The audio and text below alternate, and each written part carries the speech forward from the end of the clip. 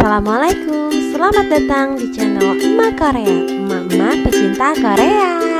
Sebelum kita mulai, jangan lupa subscribe, like, dan tekan loncengnya biar teman-teman bisa update terus video terbaru dari aku. Terima kasih. Kita masuk soal pertama. Nyonya U umur 36 tahun, G7P5A1. Segera setelah plasenta lahir lengkap, terjadi perdarahan, kontraksi uterus lembek, serta tinggi fundus uteri sulit ditemukan. Hasil pemeriksaan tidak ada robekan jalan lahir. Kandung kemih masih kosong. Pertanyaannya adalah, Nyonya U kemungkinan mengalami A. atonia uteri, ruptur uteri, inversi uteri, laserasi porsio, E. laserasi perineum. Jawabannya adalah yang A. Kenapa yang A? Karena atonia uteri adalah kondisi ketika rahim tidak bisa berkontraksi kembali setelah melahirkan. Kondisi ini dapat mengakibatkan perdarahan pasca persalinan yang dapat membahayakan nyawa ibu. Jadi di sini kita lihat ya, kontraksi uterusnya lembek dan TFU-nya sulit ditemukan. Berarti jawabannya yang A. Kalau ruptur uteri adalah robekan dinding rahim yang dapat terjadi selama periode antenatal dan selama proses persalinan dan kelahiran, bahkan selama stadium ketiga persalinan. Ini ruptur uteri. Sedangkan untuk inversi uteri adalah komplikasi persalinan yang jarang terjadi di mana rahim sebagian atau seluruhnya ikut ketika plasenta lahir. Bagian rahim bagian atas fundus menjadi terbalik mengarah ke bawah. Tergantung derajatnya, bagian rahim ini bisa sampai ke mulut rahim hingga keluar dari jalan rahim. Jadi kalau inversi uteri itu biasanya diawali dengan retensio plasenta. Nah, pada saat kita lakukan PTT itu biasanya si tenaga bidan atau dokternya itu terlalu kuat sehingga mengakibatkan rahimnya ikut tertarik keluar gitu. Itu untuk inversi uteri. Nah, sedangkan laserasi porsio ini adalah robekan porsio ya. Kalau laserasi perineum pasti udah pada tahu ini adalah robekan perineum. Jadi jawabannya pasti yang A. Pertanyaan nomor 2, Nyonya A umur 24 tahun, G1P0A0, hamil 39 minggu, datang ke bidan mengeluh kencang-kencang, perut terasa nyeri yang sangat hebat, keluar keringat dingin dan gelisah. Setelah dilakukan pemeriksaan oleh bidan, didapat hasil perut teraba keras, denyut nadi dan pernapasan meningkat, serta teraba lekukan melintang pada segmen bawah rahim setinggi pusat. Nah, kontraksi uterus terus-menerus dan sangat kuat. Diagnosa sesuai kasus di atas adalah A. ruptur uteri, B. Placenta previa, C. inersia uteri primer, yang D. solusio placenta, E. ruptur uteri iminen. Nah, kalau yang ini jawabannya adalah yang ruptur uteri. Kenapa ruptur uteri? Karena di sini terlihat ya ada lekukan melintang setinggi pusat, kemudian kontraksi uterusnya terus-menerus dan sangat kuat. Jadi ini tanda-tanda terjadinya ruptur uteri. Kita masuk pertanyaan selanjutnya. Nyonya F umur 22 tahun, G1P0A0. Datang di rumah sakit dengan riwayat DM. Saat ini sedang dalam proses persalinan kala 2. Setelah kepala janin lahir tidak terjadi putaran paksi luar. Berarti pertanyaannya adalah diagnosa untuk Nyonya F adalah A. partus lama, distosia bahu, partus tak madu, partus serotinus, atau partus precipitatus. Jawabannya adalah yang B. Distosia bahu itu merupakan suatu kejadian yang memerlukan tambahan manuver obstetri karena tagihan biasa tidak berhasil dilahirkan. Jadi distosia bahu itu jadi macet di bahu ya. Di bahu. Di sini kan jelas ya, kepala janinnya lahir tapi tidak terjadi putaran paksi luar. Jadi jawabannya adalah yang B. Kemudian kalau partus lama, kenapa bukan partus lama? Kalau partus lama itu kan persalinan atau partus lama yang ditandai dengan fase laten lebih dari 8 jam dan persalinan telah berlangsung 12 jam atau lebih tanpa kelahiran bayi. Itu kalau partus lama. Partus serotin itu tuh lahir sudah lebih bulan, jadi sudah lebih dari 40 minggu. 42 minggu ya. Nah, precipitatus itu adalah partus cepat. Jadi ini tuh lahirnya cepat. Biasanya juga resiko terjadinya perdarahan. Oke. Kemudian pertanyaan selanjutnya. Nyonya S umur 38 tahun, G2P0A1 datang ke bidan infartu sisa dukun. Kenceng-kenceng sering dan teratur sejak 2 hari yang lalu. Telah dipimpin mengejan oleh dukun 3 jam yang lalu.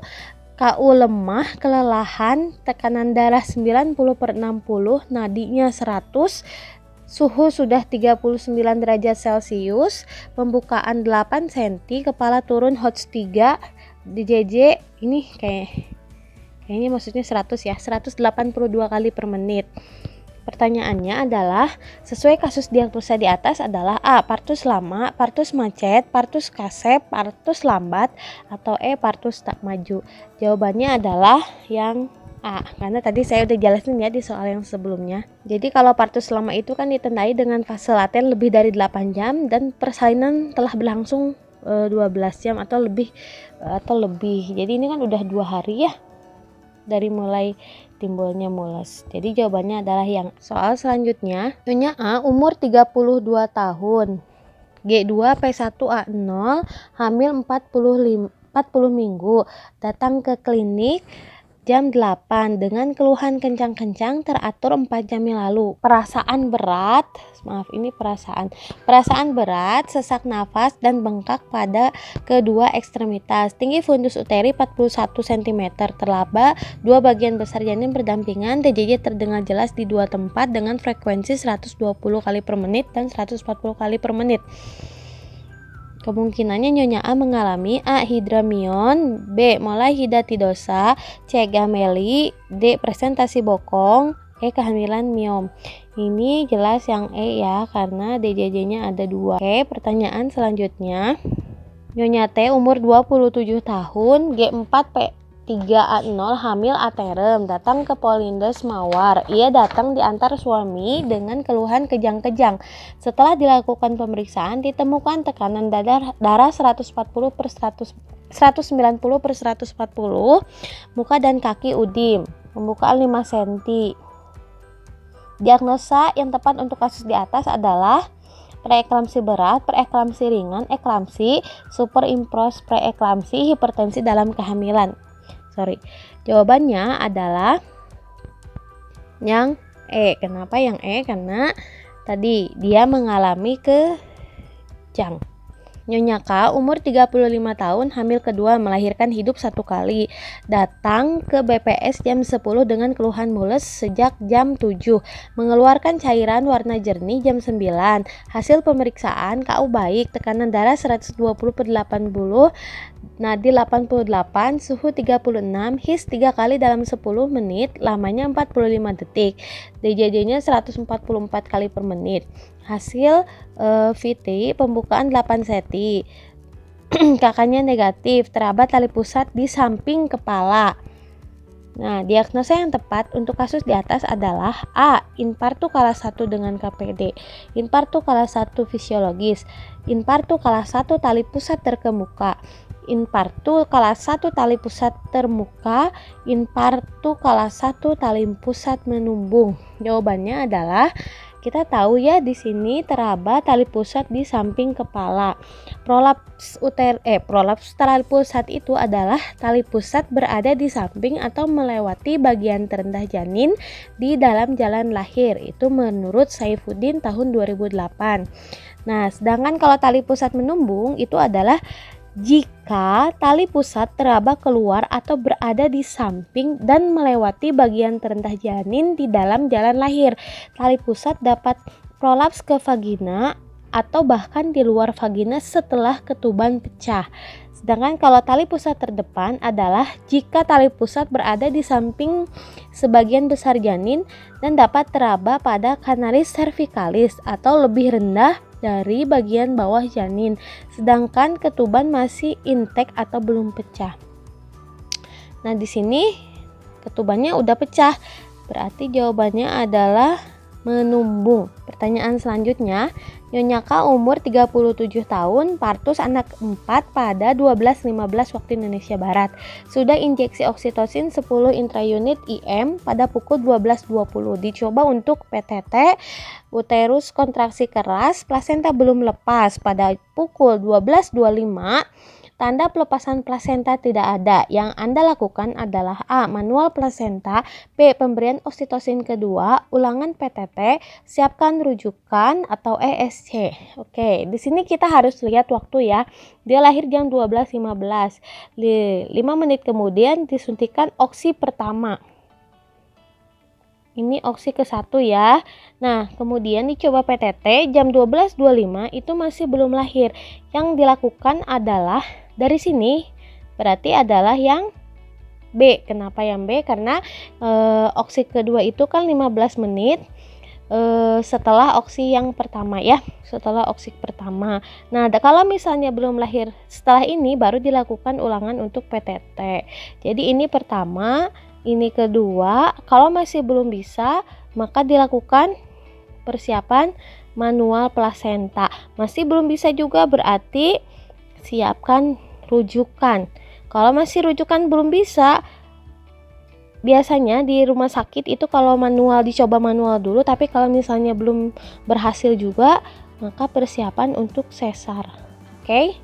Jadi ini urutannya ya. Pertanyaan selanjutnya, Nyonya A umur 23 tahun datang ke BPM, hamil pertama kali mengeluarkan darah flek-flek dari jalan lahir sejak 2 hari yang lalu.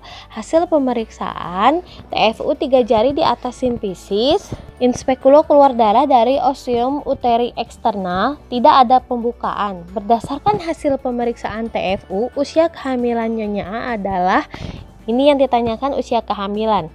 8 minggu, 10 minggu, 12 minggu, 14 minggu, 16 minggu. Jawabannya adalah yang C. Kita lihatnya dari tinggi uterus, yaitu 3 jari di atas simfisis. Kalau saya punya ibaratnya pari rimbon untuk mempermudah menghitung usia kehamilan lewat tinggi fundus uteri. Jadi kalau misalnya 3 jari atau setengah simfisis pusat itu 12 sampai 13 minggu. Sedangkan kalau sepusat itu biasanya 6 bulan atau 26 minggu. Jadi ini patokan saya untuk menghitung usia kehamilan kalau pasiennya itu lupa HPHT. Mungkin bisa dicoba juga sama teman-teman pada saat proses pelaksanaan pemeriksaan. Pertanyaan selanjutnya, Nyonya E umur 26 tahun, ke BPM mengeluh sudah 2 bulan tidak menstruasi, perut bagian bawah nyeri dan mengeluarkan bercak warna coklat. Hasil pemeriksaan dalam belum ada pembukaan porsio, nyeri goyang ada dan PPT positif. Pertanyaannya adalah diagnosa yang tepat untuk Nyonya E adalah A. Molahidatidosa, B. Abortus incipient, abortus imminent, abortus incomplete, E. Kehamilan etopik terganggu. Oke, kita lihat dulu. Kalau molahidatidosa adalah hamil anggul, adalah pembentukan plasenta yang abnormal saat kehamilan. Hamil anggul itu tergolong komplikasi kehamilan yang jarang terjadi. Jadi kalau ini sih kayaknya bukan ya, karena biasanya karena kalau molahidatidosa itu biasanya tidak ada nyeri goyang porsio. Jadi pas saat di PD itu kalau digoyang dia pasti sakit. Itu kalau di mola itu dia tidak mengalami. Karena kalau pada penderita molahidatidosa biasanya jarang ditemukan nyeri goyang porsio. Sedangkan kalau abortus incipient itu adalah suatu keadaan yang lebih berat dibandingkan abortus imminent. Jadi pada jenis ini hasil konsepsi itu masih di dalam rahim, masih ada denyut jantungnya, tetapi ostium uterinya udah terbuka. Jadi ini abortus incipient. Sedangkan abortus imminent itu adalah abortus yang mengancam. Jadi kalau abortus mengancam itu biasanya masih bisa dipertahankan karena ostium uterinya masih tertutup. Sedangkan kalau pada abortus incomplete itu biasanya seperti abortus iminen tapi DJJ-nya itu sudah tidak ada. Nah, sedangkan kalau kehamilan ektopik terganggu, nah ini dia ada nyeri goyang porsio, terus PPTS positif, tapi ada nyeri perut bagian bawah, bahkan si pasiennya juga kadang-kadang sampai pingsan karena saking nyerinya. Berarti jawabannya adalah yang Pertanyaan selanjutnya, seorang ibu hamil berusia 28 tahun, G2P1A0, hamil 36 minggu datang ke BPS diantar oleh keluarganya. Dengan tidak sabar, saat di rumah Nyonyati mengalami kejang-kejang. Hasil pemeriksaan dilakukan oleh bidan didapatkan tekanan darah 160/110, nadinya 100 kali per menit, pernapasan 16 kali, TJJ irreguler, TFU 3 jari di bawah PX, presentasi kepala, punggung kanan, dan udim pada wajah, tangan, dan kaki. Pertanyaannya, apakah diagnosa yang tepat pada kasus di atas? Eklamsi, preeklamsi, preeklamsi ringan, preeklamsi berat. Kita jawabnya yang eklamsi karena pasien sudah mengalami kejang. Pertanyaan selanjutnya, seorang ibu hamil 32 tahun, G1P0A0, hamil 29 minggu, datang ke BPS dengan keluhan mengeluarkan darah banyak dari jalan lahir, merah, segar, tidak disertai nyeri perut. Hasil pemeriksaan tekanan darah 90/60, nadi 80 kali per menit, pernapasan 16 kali per menit, KU lemah dan pucat. Apakah diagnosa yang tepat untuk kasus di atas? A. Solusio plasenta, B. Plasenta previa, C. Ruptur uteri, D. Abortus imminent, E. Abortus incomplete. Kita jelasin ya. Ini jawabannya adalah plasenta previa. Kenapa plasenta previa?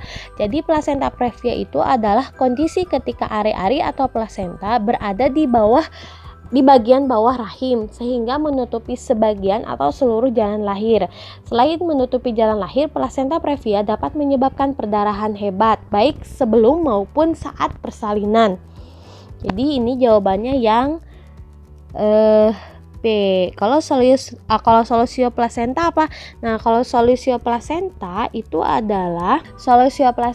adalah komplikasi kehamilan di mana plasenta terlepas dari dinding rahim bagian dalam sebelum proses persalinan.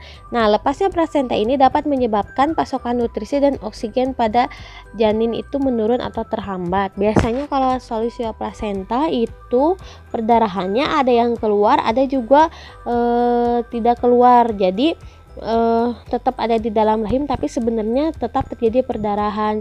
Biasanya penderita solusio plasenta juga DJJ-nya mulai berkurang, kemudian ibunya juga kadang HB-nya turun karena terjadi perdarahan di dalam. Terus kalau yang lebih parah itu mengalami shock ibunya dan akhirnya meninggal ibu dan bayinya. Tapi kejadiannya ini masih rendah gitu. Ini kalau solusio plasenta. Sedangkan ruptur uteri tadi sudah kita bahas, itu adalah robekan rahim ya. Biasanya ada tanda tanyanya, ada lingkaran Bendel.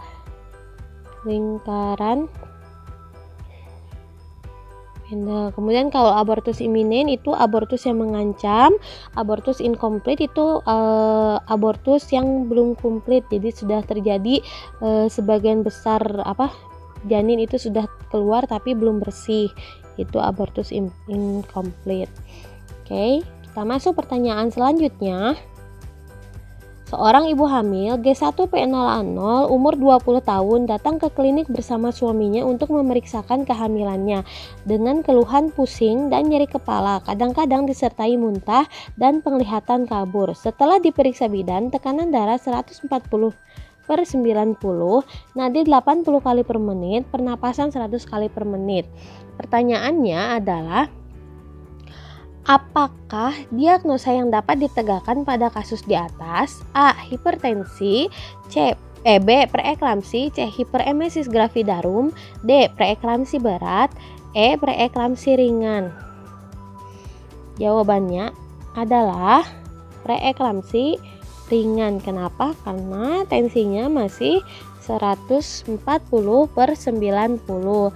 Jadi preeklamsi ringan itu biasanya tekanan darah itu di atas 140/90 mm Hg atau kenaikan diastoliknya 15 mm Hg atau lebih. Sedangkan protein urinnya 0,3 gram per liter atau +1 atau +2. Urin pada kaki jari muka dan berat badan naik 1 kg per minggu. Itu kalau preeklamsi ringan. Kalau preeklamsi berat ini tensinya 160/100 atau lebih. Jadi protein urinnya 5 gram atau per liter atau lebih dan oligouria atau jumlah urinnya sedikit. Pertanyaan berikutnya, seorang ibu nifas berusia 26 tahun, pospartum 4 hari yang lalu ditolong oleh dukun. Anaknya meninggal dunia setelah lahir lama. Persalinan 2 hari di mana sebelumnya ketuban telah pecah. Datang ke klinik dengan keluhan sejak 3 hari yang lalu mengalami panas, menggigil, luka perineum tampak kemerahan, bengkak, dan mengeluarkan pus dari hasil pemeriksaan TFU 2 jari di bawah pusat. Tekanan darah 100/60, nadi 90 kali per menit, respirasi 20 kali per menit, suhu 39 derajat Celcius. Pertanyaannya, apakah faktor predisposisi dari kasus di atas? A. Kondisi ibu lemah. B. Anak lahir mati. C. Distosia bahu. D. Partus lama. E. Robekan jalan lahir. Sebenarnya ini faktor predisposisi kalau kita lihat ya, dia itu kan infeksi nifas akibat ini. Kalau aku bilang sih robekan jalan lahir itu benar juga. Tapi partus lama juga benar kan? Di sini dilihat karena anaknya aja sampai meninggal setelah lahir lama. Kemudian dengan KPD. Nah, ini juga sama-sama bisa menyebabkan infeksi. Kayaknya sih dari semua pilihan ini jawabannya adalah yang D. Kenapa aku pilih partus lama? Karena kalau robekan jalan lahir aja sebenarnya itu tidak selalu mengakibatkan infeksi nifas. Tapi karena dia udah merobek jalan lahir, terus partusnya lama, ketubannya juga udah pecah duluan, persalinannya selama 2 hari dan ditolong oleh bukan nakes, jadi itulah yang menyebabkan ibu ini mengalami infeksi nifas. Jadi kayaknya jawabannya yang D deh. Oke, kita nomor 15. Seorang ibu hamil berusia 26 tahun, G3P2A0, usia kehamilan 12 minggu, datang ke rumah sakit bersama suaminya. Dengan keluhan perdarahan sedikit, mengeluh mual, muntah 4-5 kali sehari. Hasil pemeriksaan tekanan darah 140/90, TFU 3 jari di bawah pusat, balotemen negatif, DJJ negatif. Manakah tindakan yang tepat dilakukan untuk penanganan kasus di atas? A. Kuretase, kemoterapi, histerektomi, histerotomi, E. Evakuasi vakum. Nah, untuk ini jawabannya adalah yang E, dikuret. Jadi sebenarnya ini cukup hanya untuk dikuret aja. Oke teman-teman, cukup sekian sesi kita hari ini. Jangan lupa untuk subscribe, like, dan nyalakan loncengnya biar teman-teman bisa update terus video terbaru dari aku. Untuk pertanyaan-pertanyaan selanjutnya, lihat video selanjutnya ya. Terima kasih. Assalamualaikum.